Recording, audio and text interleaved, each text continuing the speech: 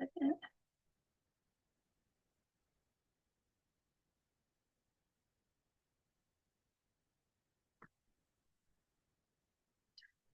right, we're live. So welcome to today's Wise Warrior conversation with Tamara. So Tamara, you do tarot readings and gene keys, and you mix those together.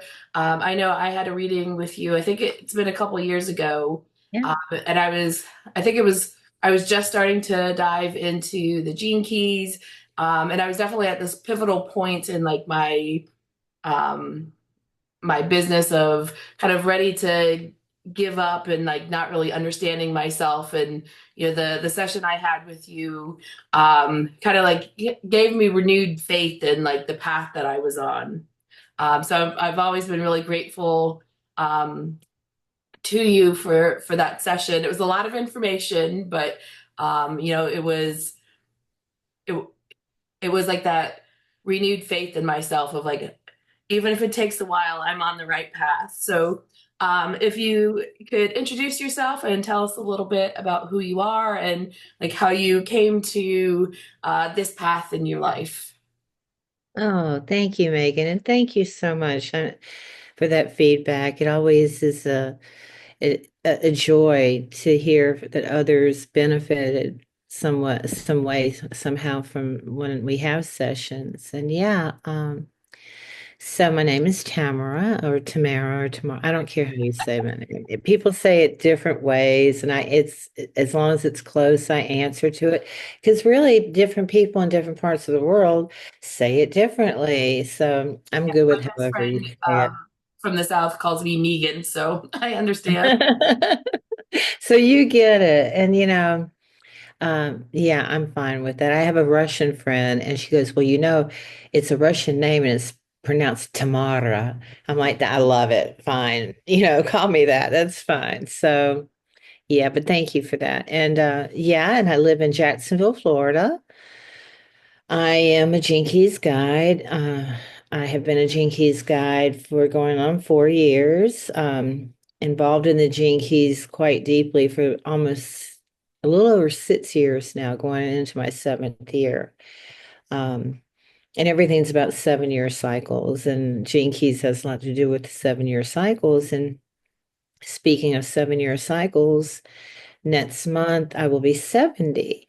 So I will have completed 10 7 year cycles. And I'm like, wow. When I think about that, I'm like, oh my God, how did that happen so fast? But I'm grateful, beats the alternative, So I'll be having a birthday next month and be 70. I've always been a very spiritual person and yet not maybe traditional spirituality, even though I went to church when I was little and I love church. I love people that go to church. I have nothing against, any major religion actually. And, but even then, even when I was young and going to Sunday school and going to sit, at church and, uh, I found something lacking, and so I've literally tapped into or studied or been read about almost every major religion there is. And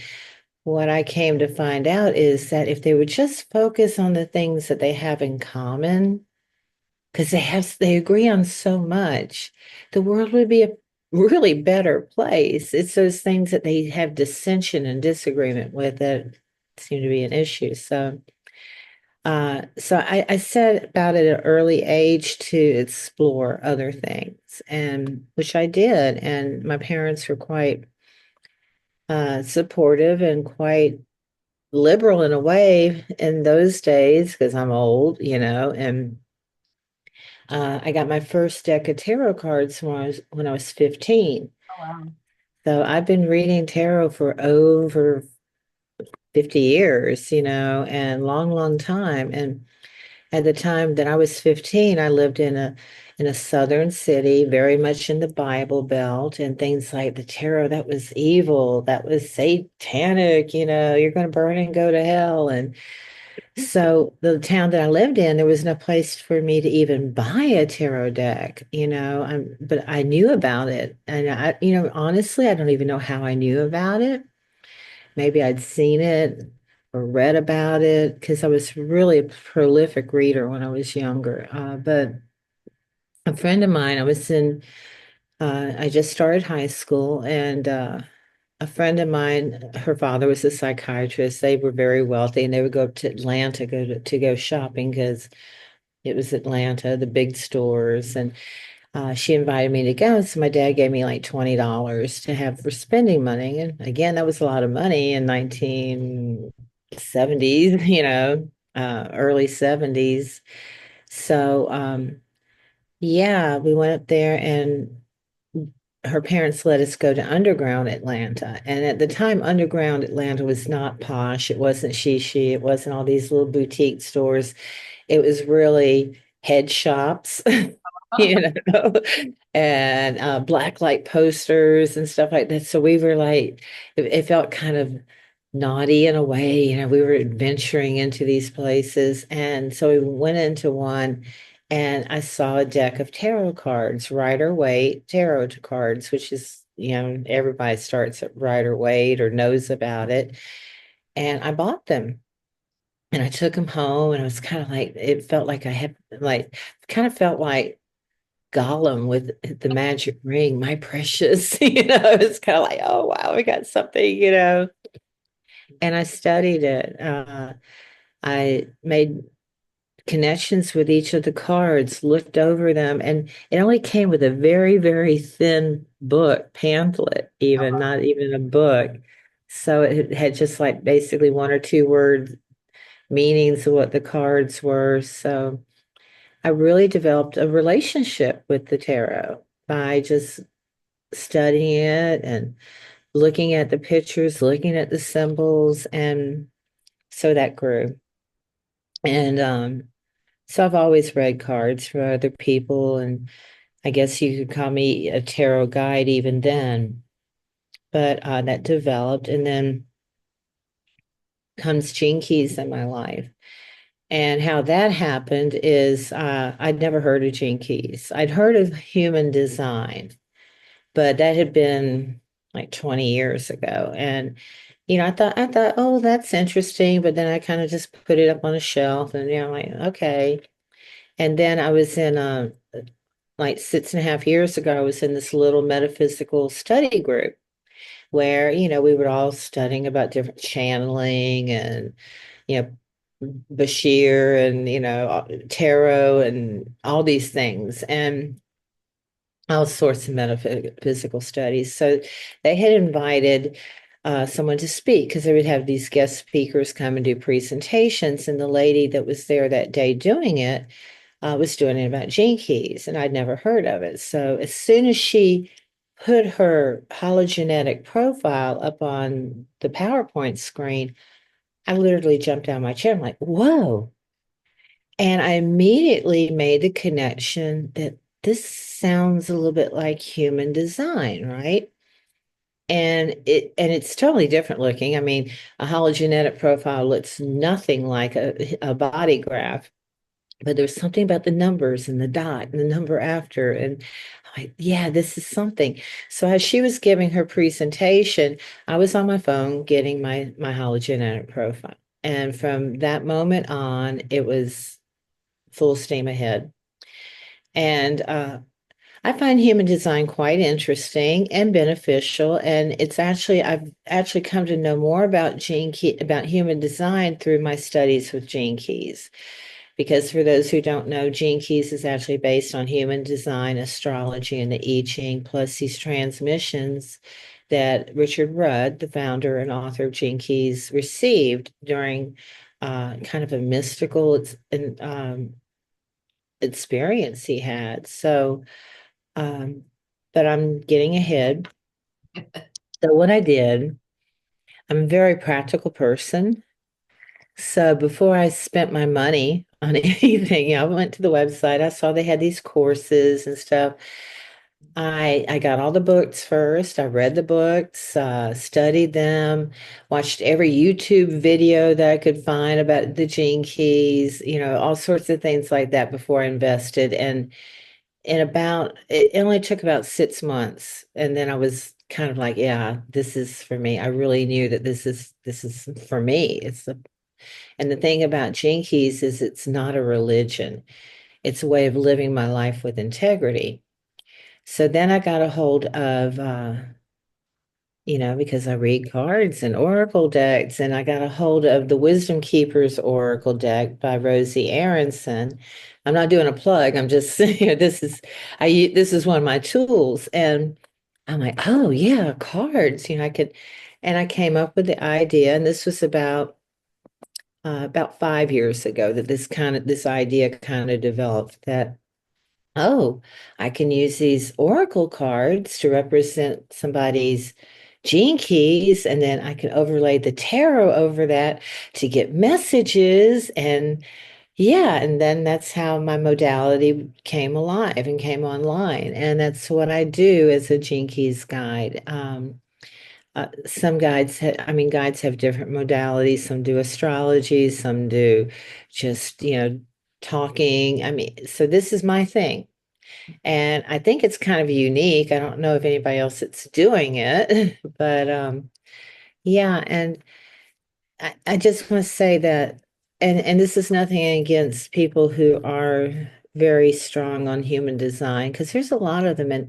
And as I said, I've grown to know more about human design through my association with the Gene Keys. But to me, the difference, because I get asked the difference between human design and Gene Keys is human design is very mechanical, and it gives you this body graphs and it gives you these things. And to me, it's like the owner's manual of your vehicle. And you keep it in your glove box and you pull it out when you need it. Oh, I need a tune up here. I need to check how to change this fuse or something. Gene keys is not because it's called, the compass and, the path of your life. It's not just that. It's like having the keys to the car and being behind the wheel and driving and living the experience of your life.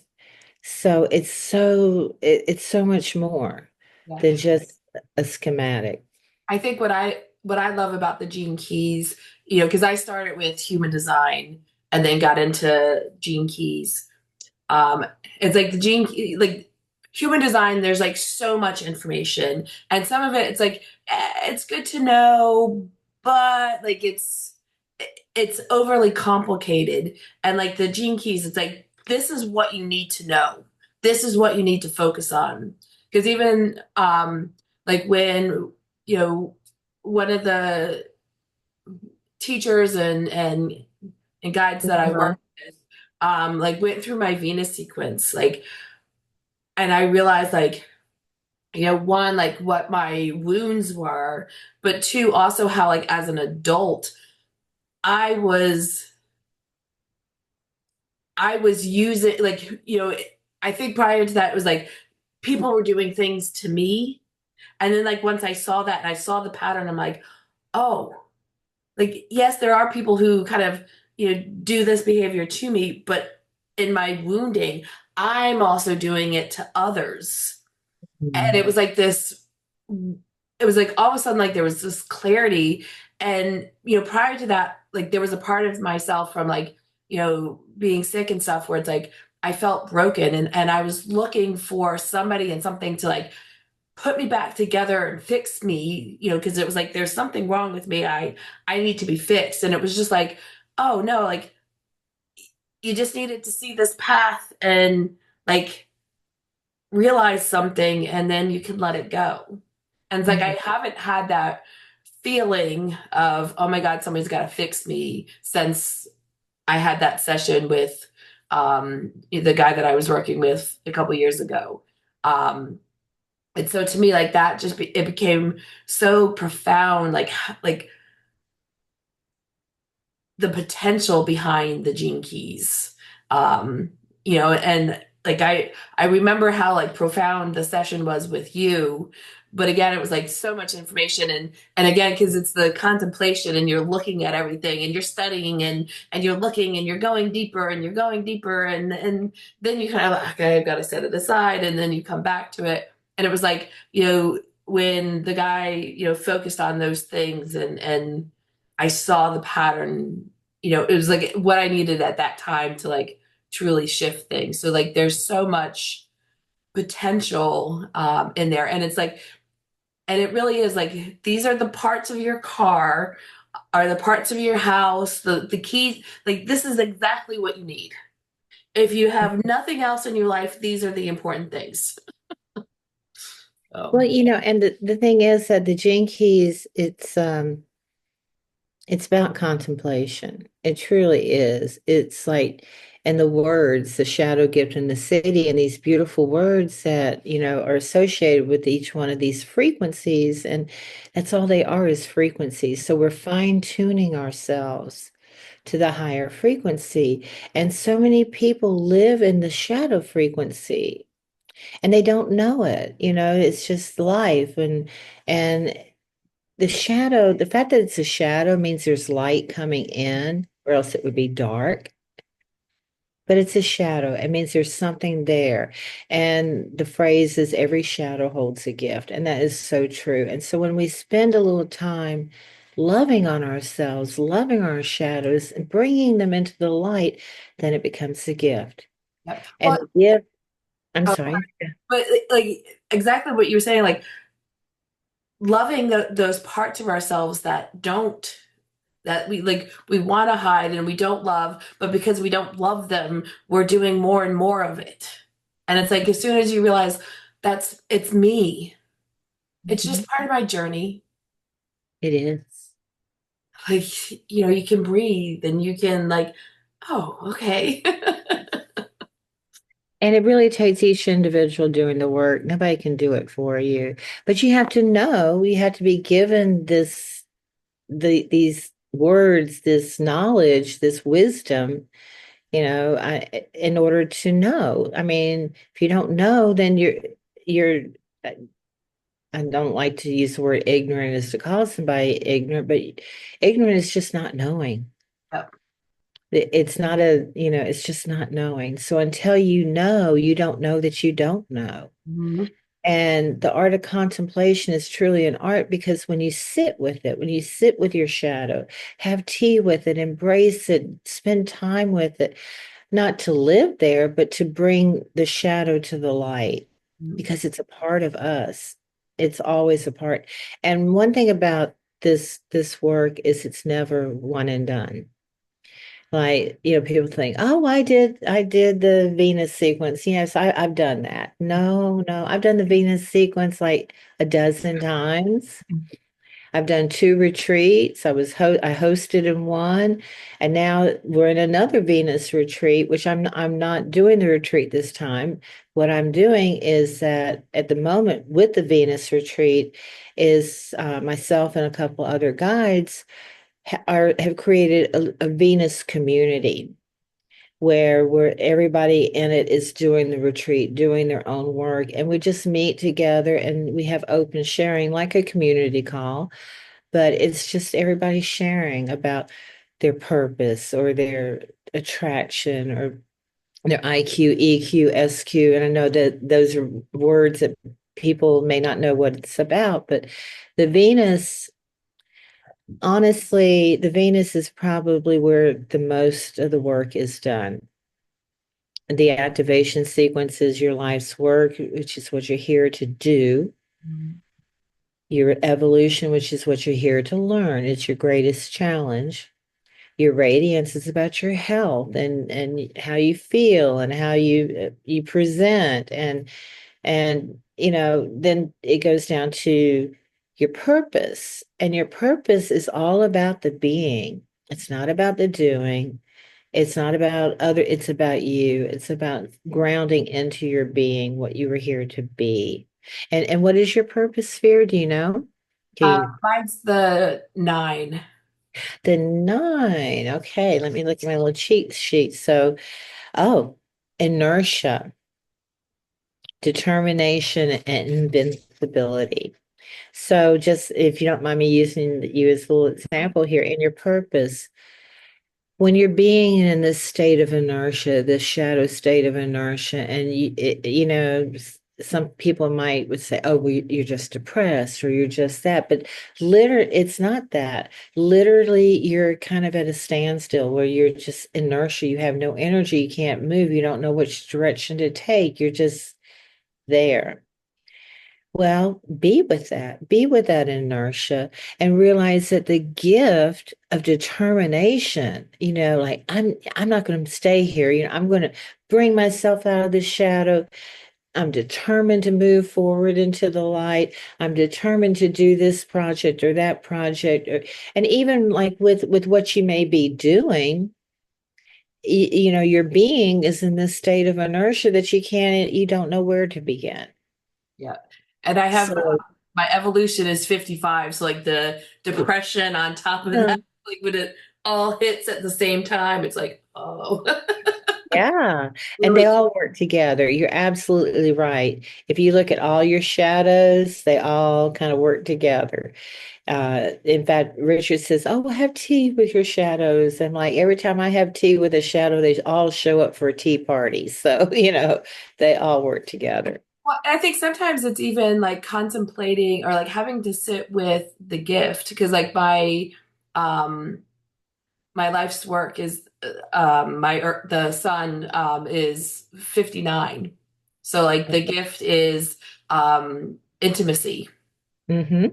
And like I remember like seeing that in my human design and being like intimacy like no like what how can that be like my life's work and especially like the way that Rau in human design described it like it really like some of his descriptions are really base and like you can see his own limitations and like Richard Rudd's stuff like just expanded on like the meaning behind things and so it's like when I read his words about like what the intimacy was um like that shifted me because it's like I couldn't see myself because I'm like I'm not a relationship coach. I'm not really into that kind of stuff. I'm so that intimacy uh but with his words it was like oh it's like how I connect to people, how I um like open up connections and possibilities with them and that bridge to things and I was like that makes so much sense and so it's like I could finally sit with it and then like as I started to see more of that and like the times in my life when I have been the most successful even like financially because I know like once you master your Venus sequence master um you get to the Pearl sequence which starts to unlock how you're here to make money and I was like oh like when I have been the most successful. So I think my Pearl and my culture are 63. I think the like the inquiry. Um, Yes. and so I was like, oh, like when in my career when I've been like I asked a lot of questions and I when I was leading a team and managing people, like I created my team like we were really intimate. We talked about things like I knew about their lives. I could read their energy. I knew when things were off and I would talk with them. And so like I really had this beautiful community and this beautiful intimacy. And it was like, oh, like I That's what that really, feels like. yeah, Yeah. I was living that. I was living my gene key without knowing I was living my gene key. And so Hmm. now it's like, all right, how do I take some of that and build that into like my business? And it's very connected. Your life work is very connected with your pearl sequence because in your pearl sequence, your life work becomes like your calling. It's not just what you do, it's what you're called to do. So it's kind of like Excalibur and the sword, and you're picking up the sword. And the thing, and the pearl sequence isn't so much about money, it's about prosperity, Yeah. living a prosperous life. And that's mentally, physically, financially, emotionally, spiritually. So it's really coming to know who you are and bringing it all together. And also, it's a quantum thing. And what you're talking about, using your intimacy with your team. Yeah. Yeah, becoming and inquiring, asking them questions, not just being a dictator, like, oh, we'll do this and this and this, like, hey, how would you do this? Or, and that's how you create a team and build a team also. So all of this is as we come to know ourselves better, we can embrace and learn to know others better and help them. It's very much that quantum field, because as we do this work on ourselves, we're doing it for the collective too. We're raising the frequency. And many modalities are talking about frequencies, and raising the frequency of the world. And that's what's happening now. I mean, when I was younger, a teenager, it was the dawning of the age of Aquarius. Now we're coming to daylight, it's happening and it can't be denied. And all these changes. And so, yeah, it's a real thing. But contemplation is the key. There's four main principles, and I guess you would say foundational pillars of the gene keys, and it's contemplation, inquiry, gentleness, and patience. Mm-hmm. So we have to be patient. It's not a one and done. It's not an instant karma going to get you type of experience. It's something that you take on as a way of life, a pathway. And so yeah, and Gene Keys and like I was saying, the activation sequence, you find out, what you're here to do, what you're here to learn, how you live it, and then your being. But then in the Venus sequence, it goes deeper and it goes into those woundings much more deeper. And it's that, as I mentioned earlier, the 7-year cycles and generational things that you inherited. So it's all very complex. And it's like, the more we learn to know ourselves and that intimacy and many of these shadows are things that were traumas that happened to us that we've suppressed that we every time something comes up, we just get triggered and we just react. It's very reactionary. Whereas if we were sit and contemplate with that, it's like sit with the shadows, live in the gift, and seek the cities. Because those city frequencies, I don't believe we can live in the city all the time. I don't, I know I can't. I won't go so far to say it's nobody can. Maybe some guru or, somebody who's that's all they do is sit and meditate and contemplate. Maybe they can, but You know, I read something actually this morning that was saying, like, we're not meant to, like, we're actually meant to live in the world. We're not meant to live in meditation. So, like, being in those states, like, it may be like good for the moment, but like until you can translate that out into society, and that's like something that I've always believed strongly of, like, yeah, it's great to go sit in meditation in a cave somewhere by yourself, but can you hold that level of frequency around other human beings? And until you can, you haven't mastered anything. absolutely. That's a very good analogy. It's very, very true because it's when we deal with others and interact with others that we're going to be triggered Mhm. and triggered in ways that we may not even realize that that was a thing within us until it happens. And then how do you deal with that? You know, do you pause? And this is another key element, the contemplation and the pause. And this is something that even comes from human design, the pausing. And Richard has just really taken it to another level with pause, the power of the pause, that when you're triggered or you're anxious or you're fearful, breathe. It's, really your breath is your friend, and just pause and just breathe and don't react immediately, and just allow yourself to calm down and to really seek, what's going on here, to really be able to understand it without reacting to it. Um, I have a bit of a temper, and I get like a little indignant sometimes, and I am far from perfect. But the power of the pause has done so much for me personally, to just like, okay, just breathe. What do I Just, really want to do in this moment?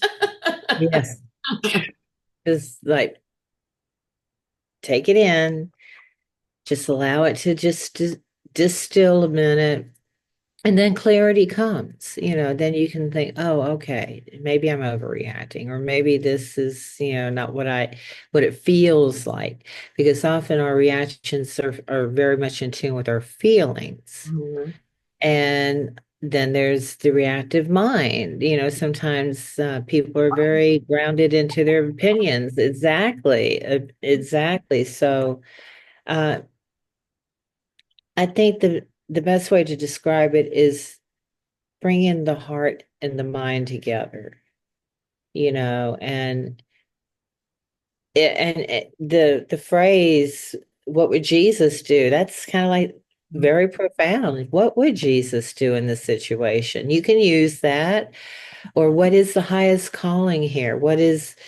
How can I receive the greatest benefit from this incident, or this interaction, or this thing that this person said? What is in this for my higher good? And how can I raise that frequency to something that it transmutes the negative into a positive?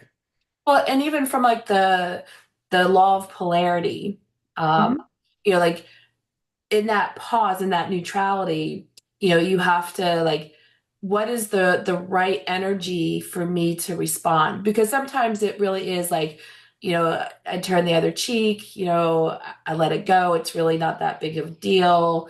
Or like speaking to this person with kindness is actually because they're obviously um having a moment where they're triggered and so they're in attack mode, and if I meet them with that energy, it's just going to be more of a battle, and it's not really going to be good. And sometimes, because even Jesus flipped the tables, like you have to like take a stance and like protect yourself um and hold that other energy. But it's like, if you're always at this, like, oh, I just let it go, I let it go, and you become a doormat, like that's not good for that's not the path of your higher self.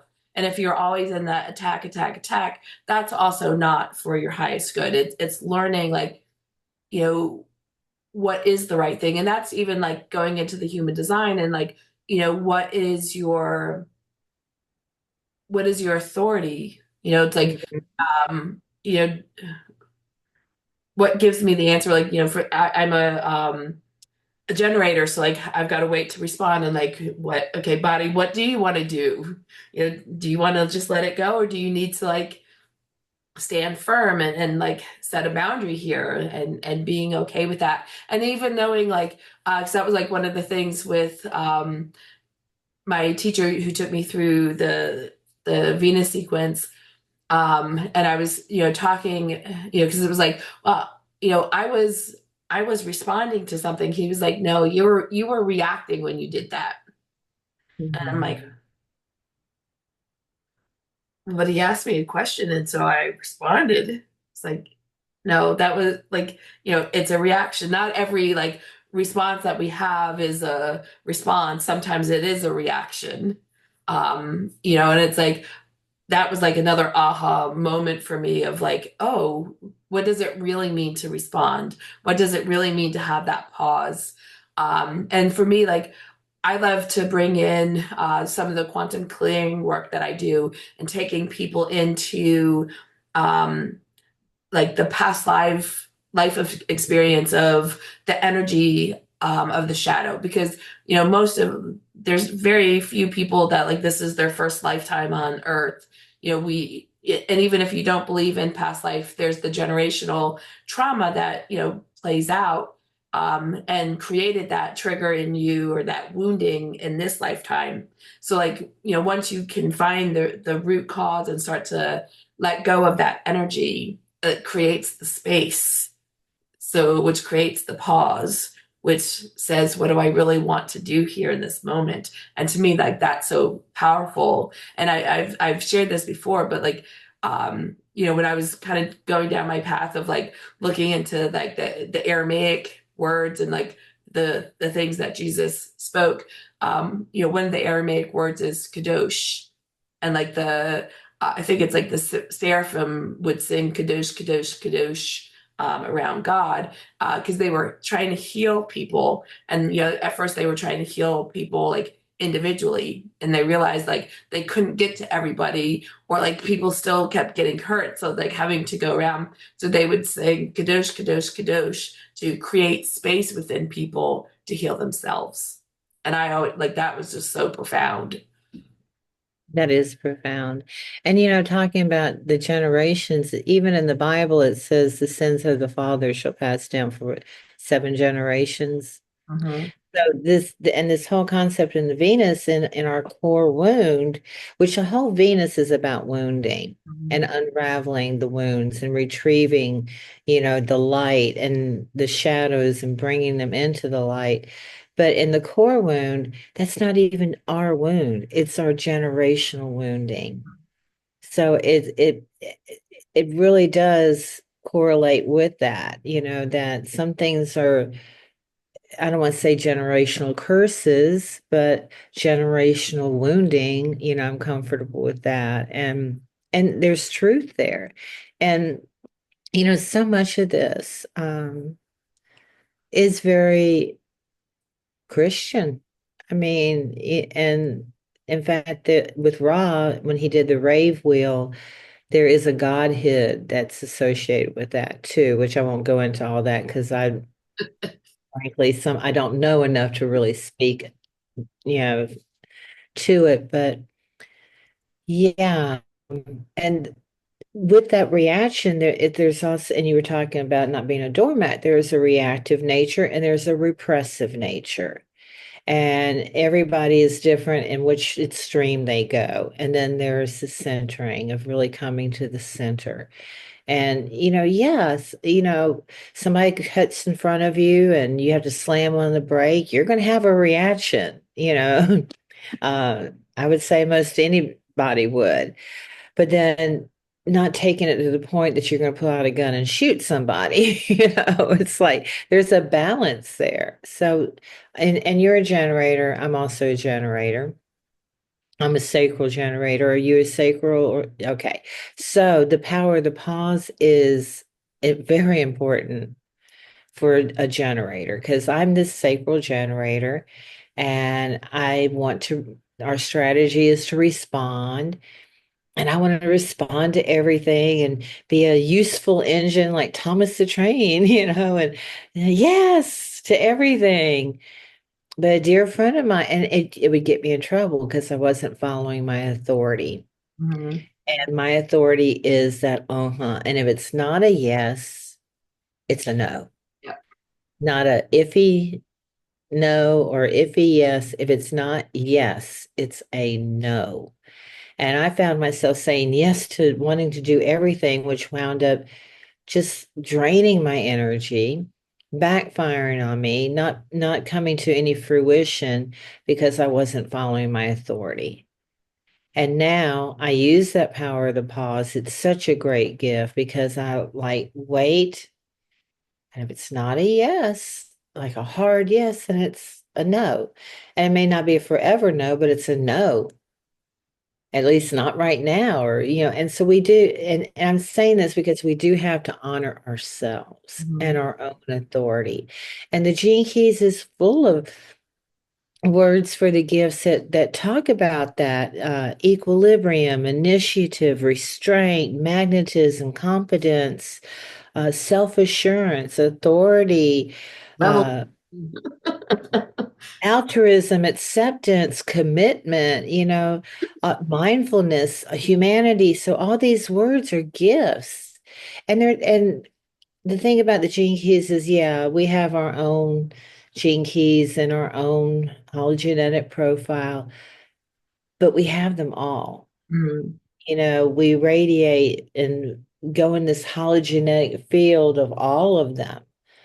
So these are the ones that we have in certain positions and spheres that are kind of like our map of how to live our lives and what we're here to do, learn, be, share, heal, and yeah, so it's really it's not I could do this for the rest of my life and still be doing it.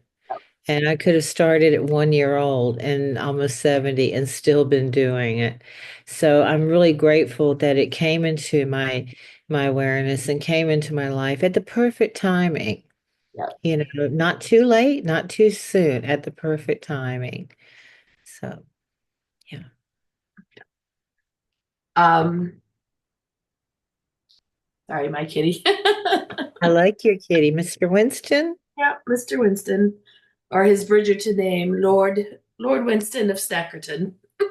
Well, I like that. Yeah, he needs a title. He's a regal royal cat. Um, Yeah, I use so what I do. It's okay if I share what I do now, okay. So what I do with the tarot has developed, and I read the tarot only. I do that also, but as a Gene Keys guide, I'm a tarot guide, so I do read only tarot. But as a Gene Keys guide, I still use the tarot. I've tweaked it a little bit, and the sessions I have are a little more broad, but still they're keeping it in line with the Gene Keys. I do a whole profile, but I'll do one for your life's work, or I'll do one specifically for the Venus or one specifically for the Pearl. So it's kind of evolved, and it's been very beneficial not only to my clients but also for myself because every time I do this, I learn. And community is everything. Yeah, I could show you my phone. I have like 20 different WhatsApp groups that are all Gene Keys centric. We have that I meet with people all over the world now. And when COVID happened, my life changed completely, not just because of COVID, but something happened to me. I had a terrible injury and back surgery, and I couldn't work anymore. So I was literally flat on my back, and Gene Keys became my vehicle, my way to reach the outside world. And in some ways, and people may hate me for saying this, but COVID had many blessings involved because it opened up the world. mhm. I wasn't just Tamara, mother of three children, grandmother, I wasn't just working and living in Florida and in the United States. My world expanded. And now I literally have friends all over the United States, Canada, South America, a lovely friend in Brazil. I have friends all over Europe, Australia. So my world has expanded. And that's given me the insight that we are not just these beings that are just in these small groups. We are universal beings. We are all citizens of the world. And what happens in some far off remote village happens to everybody. What happens here happens to everybody. So it's we're not we can't be blind to all that. We can't just be in these tight little cubicles and closed off with blinders on. It really has expanded my conscious awareness. Yeah. And because I took a break from corporate during that time, and going back into corporate, it's been refreshing to see. how that whole COVID experience has opened people um, to awaken to their own spiritual path and want like knowing that there's something more and thirsty for it and looking for deeper connections and like even I've been really surprised like finding people like high up in corporate who kind of realized that like I can't keep doing what I've been doing and started to like look for alternative ways of healing and connecting. And so it it was a not good thing, but it was also something that exploded everybody in ways that I think the people who perpetrated it never would have expected. So I would agree with you that like there was a lot of good things because again, it's like how do we react or respond? Um, do we shut down? Like how do we, you know, if we're not pausing, how are we responding to the things that are happening versus okay, like these things, yes, like there are things that happen to us, but how do I then like respond to it and shift it? So, Exactly, because very often the things that we perceive are happening to us are happening for us. exactly. And I truly believe that the universe is always conspiring on our behalf. And that sounds very, it may sound very fairy tale-ish, like whatever, but when you think about it, whatever happens, things are out of our control. The best laid plans of mice and men type of thing that we can go about our lives and plan this and think that and feel that, but then you have a hurricane or Mhm. you have those people in Asheville, oh my gosh, it just breaks my heart. And actually, during this last hurricane, a friend of mine I met through Gene Keys, I'd never met her personally before. She was in the Tampa Bay area that got hit very hard. And she evacuated and came and stayed with me in Jacksonville. In fact, you had a friend come and stay with you, but then it hit North Carolina too, but so yeah, it's like opening our hearts and opening our homes and opening our awareness that we are not just this singular little tight-knit family. We are a global family and we're here to help each other. And we can't predict what's going to happen or what's going to happen to us or those that we love, but we can live our lives in accordance to our beliefs the best we can, Mm. hope for the best, and then when things do happen, just accept it because what can you do other than accept it?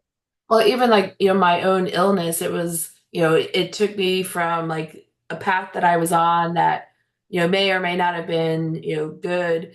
And it was a horrible experience, but, it put me on this path that has opened things and, has brought me all these connections and all these like, spiritual experiences that I never would have had. Because I actually grew up in an atheist family. We didn't go to church. But it's been through my own journey of like, finding what God meant to me. Because it was like when I would go to church, it was like the same thing that you experienced of like there's something missing. There's something not right here. But also like knowing that there's something more. And so like this, seeking and not finding and seeking and okay, getting little hints and all right, yeah, it's not this, it's over here, and then let's keep exploring over here and, you know, if we didn't have all those experiences, if I wasn't raised that way, you know, my path could be very different. And it's like just allowing it to all unfold.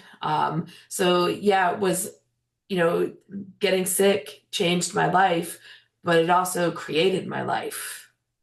And it wasn't until like I was through it that you Mhm. see it. But it's like, you know, Mhm. working, like I worked a lot with my shadow without realizing at the time, like all the shadow that I was working with, and like making peace with myself and kind of bringing all those parts of myself together and learning to like love myself, and not be stuck in the darkness and the shadow and the heaviness. Um, and I never would have gone through that without that experience. Mm. And it's really it's redirection. Sometimes these things happen to redirect us. Like I was working full time, 8, 10 hours a day. It was Mother's Day week. I was a floral designer, one of the busiest Valentine's Day, Mother's Day, the busiest floral holidays in the entire year. And I was very active, standing on my feet 8 or 10 hours a day, constantly moving, lifting buckets weighing 50 pounds filled with water and flowers. And I fell Mm, and I ruptured 2 discs in my back. And wow. all of a sudden, I found myself flat on my back. No income because I didn't save money. I've always spent money as fast as I make it. You know, I have the 56.3 in my pearl, which is celebration. Yes, money's meant to spend. Can't take it with you. So, but very little income. All I had was my Social Security and yeah, and it was like, woe is me, but what I am now is anytime I think, woe is me, I count to, wow, am I? Oh, Two wow. vows for every woe, to cancel them out and to redirect myself to realizing how fortunate I am, how blessed I am. And I am no means wealthy, but I am blessed. And I have an abundant life filled with friends, my family, my children, my grandchildren, my life's work of bringing light. I hold 11.5 in my life's work, and I'm here to bring light. And 25.1 in my purpose, which is to be love. That's universal love. So I'm here to be love and to bring light. And Love that. I have an abundant life, and I'm so very grateful, and I'm so blessed. And you've blessed me by being a part of this for me and by inviting me to come today. And I have a deep sense of gratitude for you and for what you're doing. It's a wonderful thing. Thank you. And like I said at the start, I have the same appreciation. You definitely came into my life at a time where I was like, this is not the path I'm supposed to be on. Like this isn't working. Um, that reminder of like, nope, you're on the right path. Just keep going. The determination. Keep on going, be that good, useful engine. Just keep on going. And yeah, so that's what I do. And um, yeah, Oh, and like that, one more point that I want to make before we kind of start to wrap things up. Like, um, through another friend, I met a girl who has the same birthday as me, but I think we're like maybe 10 years apart. And so, like, she also has the life's work of intimacy. You know, and it's interesting, even like with the same like 5'1" profile and all that stuff, like how we express our gifts are so very different. So yeah, like even if like it truly is a unique map for you, because even like we could have the same numbers, but we're what's meaningful to us from our own unique life experiences, it makes it different. it um does. which like that was like such an eye opener for me of like, oh, like we're the same but we're also so different. And like it's almost like, especially with like the 10 to 12 year like age difference, seeing like the shifts of like, how I was, my generation was raised versus like her generation, and like how that plays out and things. And even like the wounding that we are programmed with as in our mother's wombs, like that generational um wounding is very different. So it's like it's really is so beautiful how like these are a map to like who we are, and how to be in the world, not what to do, but what how to be, that Mhm. is in pure alignment. And so like I'm so grateful, for you, and for other people who like help me help others like find that path. And like, that's part of like, what I'm here to do as well, is to like help guide and help like, unravel things from that quantum multidimensional, let's get to the root cause, so we can start to like release this stuff. Um, and so I'm so grateful for this conversation, and so glad that we actually got to talk and share. And Yeah, it's been like it was meant to be at this time in this moment. And but one thing you mentioned about having even the same birth date, having the same profile, even it's going to be different because your experiences, your life experiences are different. Your generational curses are different. Well, generational wounds are different.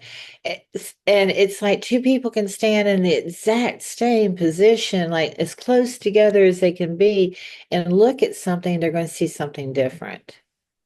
So we can't, we can only share. We can't actually project onto one another, oh, well, this is this, or, that's yellow, no, that's pink.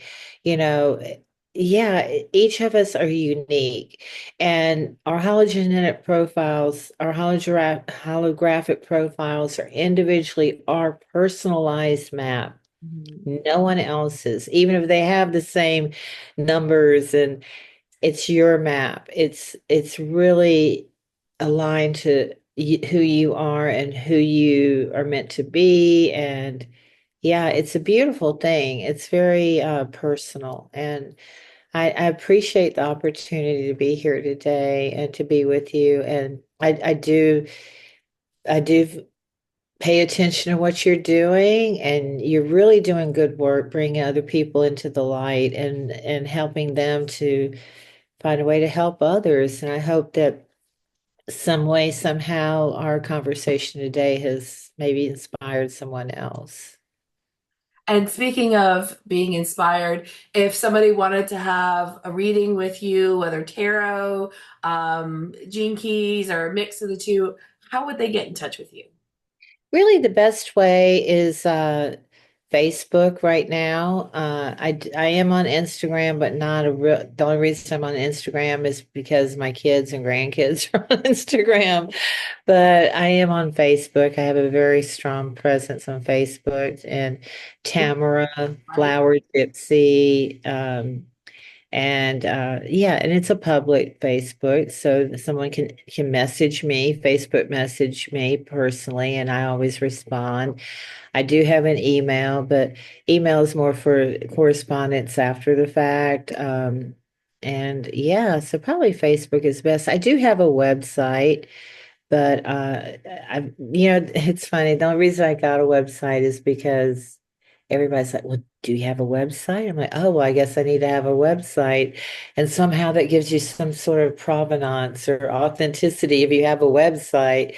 But I really don't use it. I have a mailing referral from it, and every maybe once or twice a year I get some email from it. Hey, I saw your website, but it's pretty. But I don't know how functional it is for me. And that's just me. I'm not knocking people who have websites. They use them, but me, I'm a more intimate. I'm as a generator, the people who need to be in my life will come to me. They find me. And I don't have to do a lot of advertising or like blow up one of those little balloon guys. I just have to be present and available. So Facebook would be the best way. Thank you for I will share that in the comments. And, if people are watching on YouTube, our information will be in the description. Please like and share. If you're part of my Wise Warrior community, and of somebody who'd be perfect to have a conversation with us or who would want some of this information, please, bring them into the community, connect them to Tamara. perfect. Whatever way you say it, I'm fine with. I'll answer to it, I promise.